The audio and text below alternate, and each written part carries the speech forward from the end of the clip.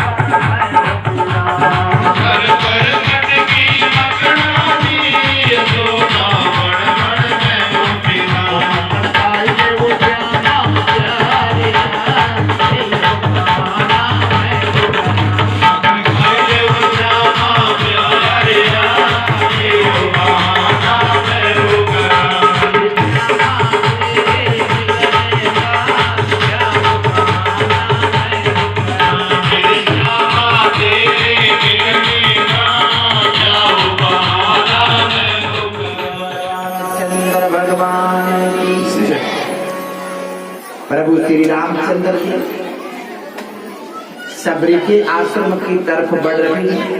सबरी को पता चल गया इस रास्ते से त्रिलोकीनाथ प्रभु श्री रामचंद्र मेरी कुटिया की तरफ आए हैं, क्योंकि भगवान के भक्तों को आने का पता चल जाता। और सबरी ने क्या किया, भगवान के आने का रास्ता साफ करने लगे। अपनी साड़ी का पल्ला लेकर के प्रभु श्री रामचंद्र के आने का रास्ता साफ कर दी है। हमने भी किया कभी थे भी बंद कर दिया। रास्ता हमेशा साफ रखो, पता नहीं इस रास्ते से मेरे प्रभु आ जाए। बोले शंकर भगवान, रास्ता खुला रखो ताकि भगवान के आने के लिए प्रभु को कोई दिक्कत ना हो। सबरी रास्ता साफ कर रही है, आंखों से भगवान प्रभु श्री रामचंद्र का प्रेम बरस रहा है। रास्ता कैसे साफ हो रहा है,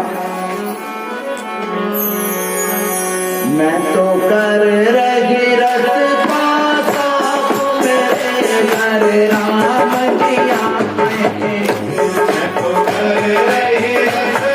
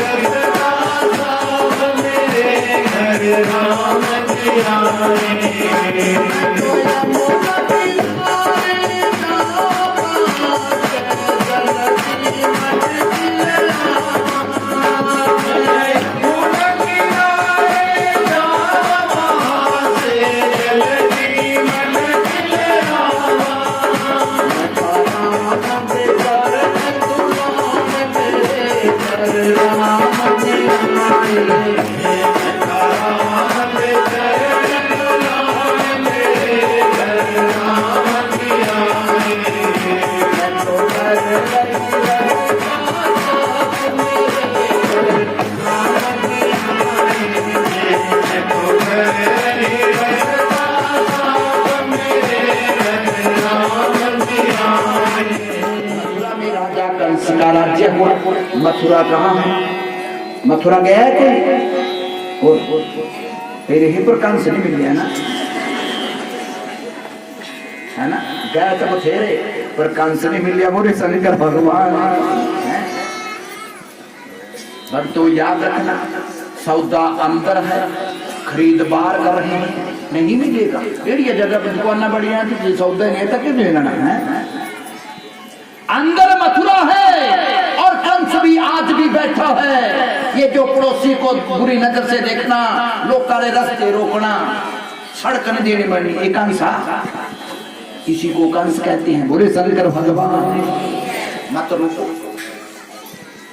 गल्ला तो बुरियां लगे दे ना, पर मां कंस दसना पे कोना उठी मथुरा जो कख हमने मिलना एथी पहले बथेरे। बोले बांग के बिहारी लाल की यही कंस, किसी को बुरी सलाह देना, किसी के धन को हड़प लेना, यही कंस है। बोले बांग के बिहारी लाल की ये अंदर बैठा है।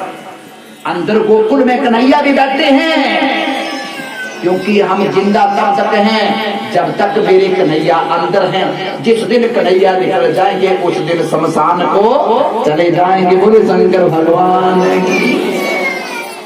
और राजा कंस, पाप ही पाप फैल गया, क्योंकि कंस पाप है। पृथ्वी माता ने क्या किया? गाय का रूप धारण किया। सभी देवी देवता, नदियां, केंद्र, गंधर्व, ऋषि मुनि सब तीर्थों को लेकर के भगवान विष्णु की शरण में चली गई। प्रभु अगर इसी तरह पाप बढ़ता गया तो मैं इस पाप के बोझ को उठा नहीं पाऊंगी, जल के भीतर चली जाऊंगी, सृष्टि का विनाश हो जाएगा, अब तुम्हें आना पड़ेगा। भगवान विष्णु कहने लगे, माते मैं अपनी माता की बात कभी टालता नहीं हूँ, अगर तुम्हारी आज्ञा है तो मैं आ रहा हूँ। सभी देवी देवताओं को कह दिया, नदियां, किन्नर, गंधर्व, ऋषि मुनि सब तीर्थों को कह दिया, गोकुल धाम को सुंदर बना दो, ग्वालों का रूप ले लो, गोपियों का रूप ले लो, बछड़ों का, गैयों का, झीलों का, झरनों का, पशुओं का, पक्षियों का, पुष्पों का, बेलों का। मैं 8वें गर्भ में आ रहा हूँ और बाल लीला करने के लिए तुम्हारे पास गोकुल में पहुंच जाऊंगा। बोले शंकर भगवान। उधर राजा कंस अपनी बहन छोटी देवकी की शादी वासुदेव से कर रही है। तो देवकी जो है कंस की सगी बहन है, चाचा की लड़की है। देवकी के पिता का नाम देवक है और कंस के पिता का नाम उग्रसेन है। लेकिन बड़ी धूमधाम से शादी कर रहा है, छोटी बहन है। जब विदाई का समय आया, कंस ने विचार किया अपनी बहन को छोड़ने के लिए घर तक जाऊंगा। और कंस सारथी बन गया रथ के, माता देवकी और वासुदेव को पीछे बिठाया है। जब आधे रास्ते में पहुंचे, आकाशवाणी होने लगी, हे राजा कंस, जिस बहन देवकी की शादी तू धूमधाम से करा है, किसी देवकी की 8वीं संतान के हाथों तुम्हारी मृत्यु होगी। देवकी की 8वीं संतान तेरा काल होगा। कंस ने तलवार निकाली, माता देवकी के बालों से पकड़ा, गर्दन काटने लग गया। जब देवकी नहीं रहेगी तो 8वीं संतान कहां से आएगी? वासुदेव ने रोक दिया, महाराज ठहरो, देवकी तुम्हारी छोटी बहन है, अगर तुम अपनी बहन की हत्या करोगे सारी दुनिया तुम्हारे ऊपर थूकेगी। कंस ने मृत्यु के भय से अपनी छोटी बहन की हत्या कर दी। महाराज मैं वचन देता हूँ, देवकी की जो भी संतान होगी उसको लेके तुम्हारे पास आ जाया करूंगा। वासुदेव कभी झूठ नहीं बोलते हैं और जो झूठ नहीं बोलते हैं उसी के घर में कन्हैया पैदा होते हैं। बोले शंकर भगवान। और कंस ने माता देवकी और वासुदेव को लोहे की जंजीरों में जकड़ के काल कोठरी में बंद कर दिया। तो याद रखना, वासुदेव और माता देवकी के ऊपर ये इतना बड़ा संकट क्यों आ गया? क्योंकि माता देवकी और वासुदेव ने गलती की है। अपने जीवन का रथ का सारथी किसको बनाया है? कंस को।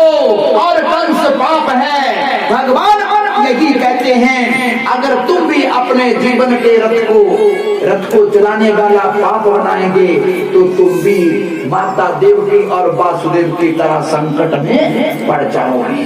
अगर रथ का सारथी बनाना है तो कन्हैया को बना लो, जिस तरह अर्जुन ने बनाया था। बोले शंकर भगवान।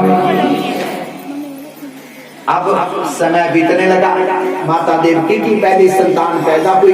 वासुदेव अपने वचन के अनुसार बालक को लेकर के पहुंच गए कंस के पास। राजन, ये देवकी की पहली संतान है, बच्चे भगवान का रूप होते हैं। कंस उस बालक का रूप देख के पिघल गया, कहने लगा इसको ले जाओ, मुझे मारने वाली तो देवकी की 8वीं संतान होगी। देवऋषि नारद देख रहे हैं, अगर कंस धर्म का काम करने लग गया यदि मरना जल्दी 8 लकीरें खींची, उधर से गिनो इधर को 8, इधर से गिनो उधर को 8। हे राजा कंस, तू बड़ा भोला है, विष्णु बड़ा छलिया है, वो देवकी की पहली संतान भी 8वीं बन सकता है। बोले शंकर भगवान की पहली संतान भी 8वीं बन जाए। कंस से बोलिया क्या बता, करता तो उठे गम्मा। बोले शंकर भगवान, ऐसा भी हो सकता है। और उस बालक को पांव से पकड़ के जमीन के ऊपर पटक दिया। इसी तरह देवकी की 6 संतानें खत्म कर दी। अब 7वें गर्भ में शेषनाग अवतार लक्ष्मण जी आ रहे। भगवान ने अपने से पहले भेज दिया, क्यों? क्योंकि जब श्री राम का अवतार लिया था लक्ष्मण छोटे थे, और जब प्रभु श्री रामचंद्र धोबी के कहने के ऊपर माता सीता का त्याग करने लगे, लक्ष्मण को कहा अपनी माता को जंगलों में छोड़ के आओ। लक्ष्मण ने मना कर दिया, मेरी माता का कोई दोष नहीं है, मुझे पाप लगेगा। भगवान कहने लगे, सबसे बड़ा पाप तो तुम कर रहे हो, मेरी आज्ञा का उल्लंघन कर रहे हो, इससे बड़ा कोई पाप नहीं है। तब लक्ष्मण ने कहा, प्रभु इस अवतार में मुझे सब कुछ करना पड़ रहा है, लेकिन जब कृष्ण अवतार होगा तो मैं तुम्हारा बड़ा भाई बनूंगा, और जो मैं कहूंगा वो प्रभु तुम्हें करना होगा। बोले शंकर भगवान की। आज प्रभु ने लक्ष्मण की इच्छा पूरी कर दी, 7वें गर्भ में भेज दिया, और योग माया शक्ति को आदेश किया, देवी ऐसा करो, देवकी का 7वां गर्भ जो है वासुदेव की बड़ी पत्नी रोहिणी की गर्भ में डाल दो। योग माया शक्ति ने वही किया, देवकी का 7वां गर्भ जो है वासुदेव की बड़ी पत्नी रोहिणी के गर्भ में डाल दिया। अब मेरे ठाकुर जी आ रहे हैं। भगवान विष्णु ने माता देवकी को अपना चतुर्भुज रूप दिखाया, हे माते मैं तेरा पुत्र बन के आ रहा हूँ। माता देवकी कहने लगी, प्रभु मुझे 4 हाथ वाला पुत्र नहीं चाहिए। भगवान ने 2 हाथ कर लिए, माते उनका लग रहा पुत्र, अरे प्रभु मुझे 6 फुट का नहीं, मुझे छोटा सा बालक चाहिए। और माता देवकी के सामने 4 भुजा वाले भगवान विष्णु 2 भुजा वाले छोटे से बालक बन करके माता देवकी की गोदी में सो गए। भगवान ने फिर पूछा, माते कौन सा लग गया था पुत्र? अरे प्रभु पुत्र कहाँ लगते हो, बड़े जैसी बातें कर रहे हो। तुम्हें पता है जब बच्चा पैदा होता था गलांदा से, वो तो रोता है। भगवान ने रोना चिराना शुरू कर दिया। आसमान से पुष्पों की वृष्टि होने लगी, ध्वनियां होने लगी, नाद बजने लगे, होने लगी, और सभी खड़े हो जाएंगे, भगवान आने वाले। मथुरा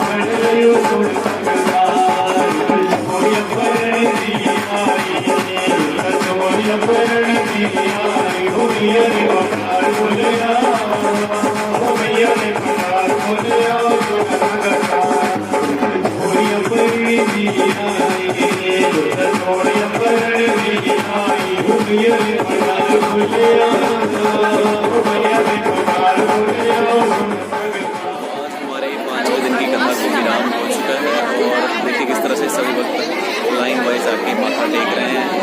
मैं आपको दिखा रहा से लोग आके माथा टेक रहे हैं, आके सभी लाइन वाइज आके। पहले थोड़ी धक्का मुक्की हो गई थी लेकिन अब काफ़ी अच्छी तरह, लेकिन पब्लिक बहुत ज़्यादा थी, बहुत ही ज़्यादा, जिसके कारण व्यवस्था में थोड़ी गड़बड़ नजर आई, लेकिन अब अच्छे से आ रहे हैं। तो आप हमारी वीडियोस को देखते रहें, लाइक शेयर सब्सक्राइब करें और किसी भी प्रकार की कोई समस्या हो तो कमेंट्स में ज़रूर बताएं। जय श्री राधे, जय श्री कृष्ण।